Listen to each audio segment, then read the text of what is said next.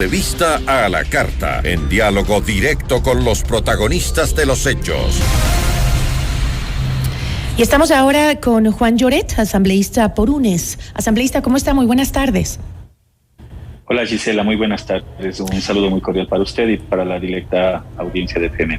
Gracias por la invitación. Asambleísta, por favor, su postura frente a este decreto para el decreto de excepción para las provincias, las tres provincias, Cotopaxi, Imbabura y Pichincha. Bueno, Gisela, lo primero que empezaré cuestionándome es cuál de los dos decretos. Porque, digamos, en el primero, que supuestamente era el borrador, ahí lo que se marca es la intencionalidad del gobierno, que es lo que me preocupa, es el tema de fondo. Hablemos del que está vigente, porque tenemos muy poco tiempo y es importante, el que está vigente en este momento. Bueno, solo le hago notar a la audiencia, ¿no? Cuál era la intencionalidad con el decreto que supuestamente era el borrador, entre los cuales está el uso de la fuerza letal. Y también la limitación de las posibilidades de que los ciudadanos puedan utilizar las redes sociales para informarse. Entonces, eso es muy peligroso cuando decían que era el gobierno del encuentro. Con respecto a lo que está vigente, estimada Gisela, mire, acabo de revisar una rueda de prensa que daban las organizaciones de derechos humanos. Se puede ver con claridad que han existido cerca de 39 vulneraciones a los derechos humanos. Hay más de 50 detenidos y una gran decenas de heridos. Y de lo que acabo de revisar en redes sociales, posiblemente hay una persona fallecida. Lo primero que yo voy a reflexionar con respecto... Pero ahí también le faltó 26 policías secuestrados, ¿ah? 26 policías secuestrados y hay 21 patrulleros dañados, golpeados o agredidos. Mire, la violencia, venga de donde venga, jamás va a ser, digamos, bien recibida. Y de mi parte tampoco, Gisela.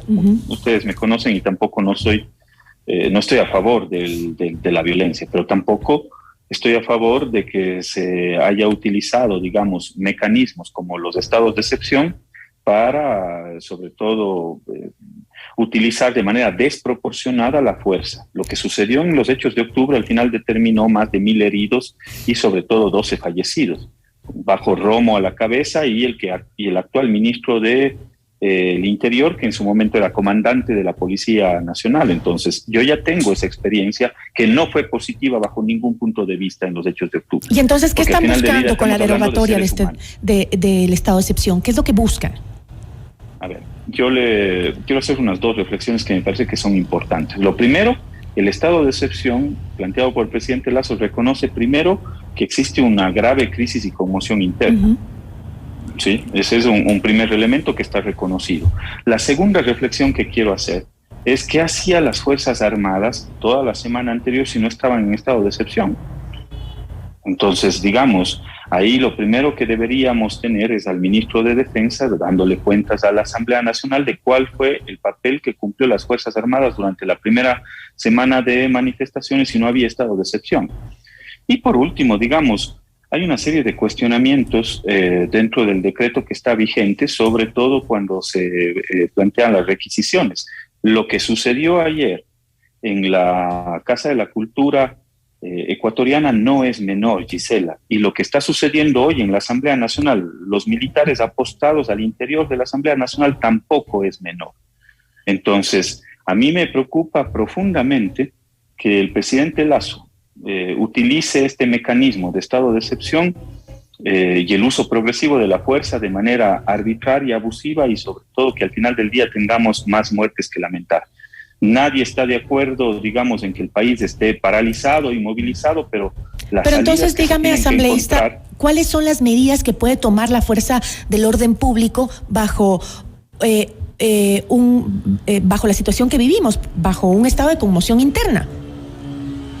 Bueno, lo primero es que también usted reconoce que hay un grave estado de conmoción interna, porque eso constitucionalmente activa una serie de mecanismos constitucionales que los puede utilizar el Ejecutivo o el Legislativo, y no por eso se puede catalogar de golpismo o de conspiración. Eso tiene que quedar claro. Lo segundo, a mí me parece que es necesario que nosotros tengamos una serie de reflexiones con respecto a qué es lo que puede hacer la Policía Nacional. Si usted ve a una persona que está dañando bienes públicos o privados, lo que tiene que hacer el policía es detenerle a esa persona y ponerle a órdenes del juez. No tiene por qué agredirle, estimada Gisela. O sea, la agresión no está justificada. No es de ningún lado, ni de los policías ni de los manifestantes. Ni de ningún lado, estimada Gisela. Yo no estoy a favor, jamás estaré a favor de la violencia, del uso de la fuerza para reprimir a los manifestantes si es que no existen, digamos, circunstancias mayores. Por lo tanto, hay que garantizar la protesta, porque la protesta está amparada también dentro del marco constitucional. Y si es que alguien sobrepasa los límites tolerantes, es decir, agredir a otra persona, agredir a bienes públicos. ¿Y usted cree, asambleísta, que no ha pasado eso? ¿Que no han pasado el límite de la protesta pacífica a la protesta violenta? Mire, yo le puedo dar los datos verídicos, reales de lo que ha pasado en mi provincia, por ejemplo. Usted ha visto estudiantes manifestándose con música, con cantos, afuera de las instalaciones de la universidad, en el centro del Parque Calderón de la ciudad de Cuenca. En ningún momento esos estudiantes han cruzado ningún límite. Pero resulta que en un momento determinado la Policía Nacional recibe órdenes de dispersarles y empiezan a utilizar, gases lacrimógenos y otros elementos adicionales, pero no es que le están lanzando, al aire o o contra la vía, le están lanzando y apuntando directamente al cuerpo de los manifestantes. ¿A usted le parece que eso es correcto? No, a mí nada no. de eso es correcto. Tampoco las imágenes que veíamos ahora de Ambato, no sé si usted las vio hace pocos minutos, los manifestantes entrando a un local comercial, rompiendo las puertas, ingresando con palos, con piedras, agrediendo a los dueños del local comercial. Son cosas... qué difícil la situación. A mí me gustaría saber cómo se puede garantizar la seguridad de los ciudadanos sin un estado de excepción en este momento, en donde hay desmanes, en donde sí hay mucha gente que está protestando de manera como debe de ser, porque el derecho a la protesta, usted lo ha dicho, tiene que estar garantizado para todos también, pero no a la violencia.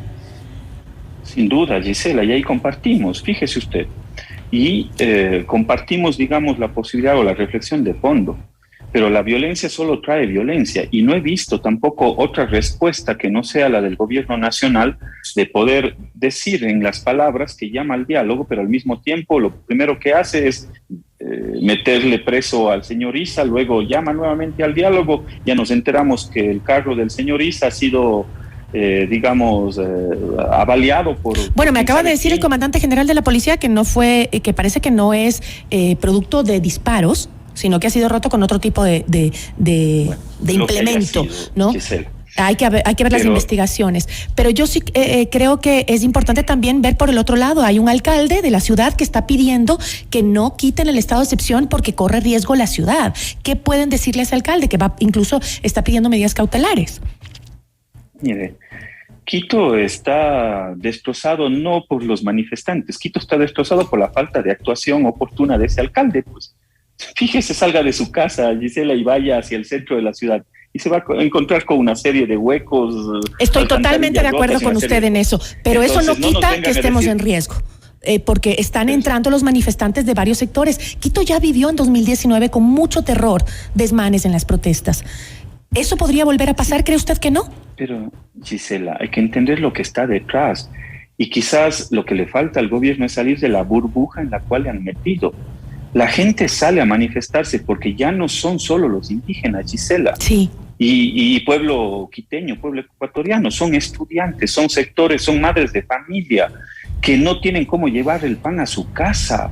La gente sale porque tiene hambre, Gisela. Definitivamente el gobierno tiene que rectificar en muchas cosas. Estamos de acuerdo y los pedidos son válidos, pero estamos estancados sin que la gente pueda trabajar, movilizarse y sin seguridad, con miedo a salir a la calle. Eso tampoco es justo. Pero por supuesto que no, Gisela.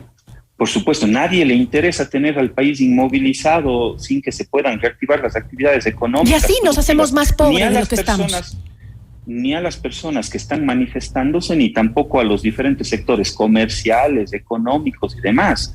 Pero tampoco he encontrado salidas al supuesto diálogo o al supuesto encuentro. No se olvide que quienes detonan esta protesta social es el propio gobierno del presidente Lasso. Se ha abierto una serie de frentes con todos los sectores políticos, con el Partido Social Cristiano, que llegaron de aliados, rompieron inmediatamente con Pachacuti y con la Izquierda Democrática. El propio presidente Lasso termina denunciándoles por venta de cargos y hasta dinero de por medio. Luego se abre frentes sociales, frentes abiertos, enormes con los sectores sociales. Veta la ley de educación intercultural, se abre un frente enorme con los maestros.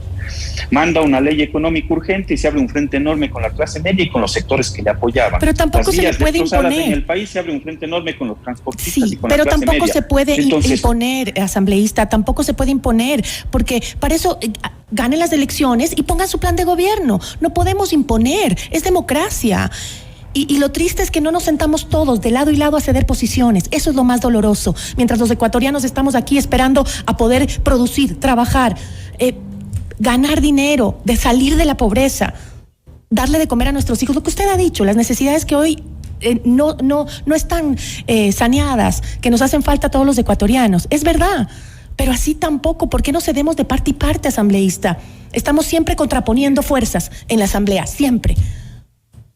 A mí me da pena Gisela, mire, Gisela, a ver, algunas reflexiones que son mucho más profundas.